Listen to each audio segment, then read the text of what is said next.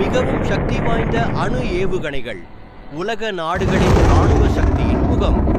இன்றைய உலக அரசியலில் ஒரு நாட்டின் பாதுகாப்பு மற்றும் தாக்குதல் திறனை அளக்கும் முக்கியமான அளவுகோல் அதன் inter continental ballistic missile (ICBM) தொழில்நுட்பமாகும்.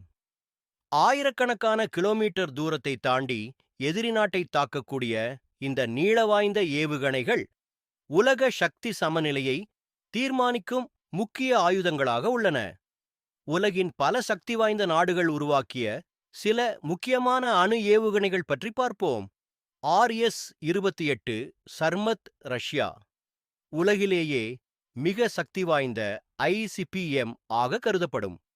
இந்த ஏவுகணை சுமார் 18,000 கிலோமீட்டர் தூரம் வரை தாக்கும் திறன் கொண்டது. பல அணு வார்ஹெட்களை ஒரே நேரத்தில் ஏந்திச் செல்லும் திறன் இதற்கு உள்ளது.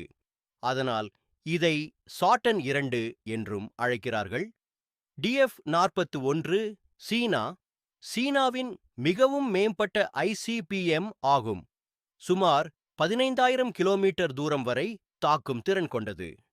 இது பல்வேறு அணு வார்ஹெட்களை ஏந்திச் செல்லும் MIR-V டெக்னாலஜி கொண்டதாக கூறப்படுகிறது.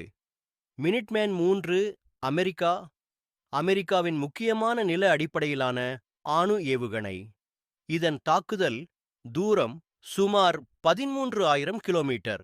1970களிலிருந்தே சேவையில் இருந்தாலும் தொடர்ந்து மேம்படுத்தப்பட்டு வருகிறது. அக்னி 5 இந்தியாவின் பெருமைமிகு நீளவாய்ந்த ஏவுகணை. 5,000 கிலோமீட்டர் தூரம் வரை தாக்கும் திறன் கொண்டது. இந்தியாவின் பாதுகாப்பு திறனை உலக அளவில் உயர்த்திய முக்கிய சாதனை இதுவாகும். ஹ்வாசோங்-17 வடகொரியாவின் மிகப்பெரிய ICBM என கருதப்படுகிறது. சுமார் 15,000 கிலோமீட்டர் தூரம் வரை செல்லும் திறன் இருக்கலாம் என்று பல ஆய்வுகள் கூறுகின்றன. M51 பிரான்சின் கடல் அடிப்படையிலான அணு ஏவுகணை. சுமார் 10,000 கிலோமீட்டர் தூரம் வரை தாக்கும் திறன் கொண்டது. இது பெரும்பாலும் நீர்மூழ்கி கப்பல்களிலிருந்து ஏவப்படுகிறது.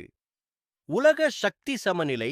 இந்த ஏவுகணைகள் வெறும் ஆயுதங்கள் மட்டுமல்ல, உலக அரசியல், பாதுகாப்பு தந்திரம் மற்றும் நாடுகளின் சக்தி சமநிலையை தீர்மானிக்கும் முக்கிய காரணிகளாகவும் செயல்படுகின்றன.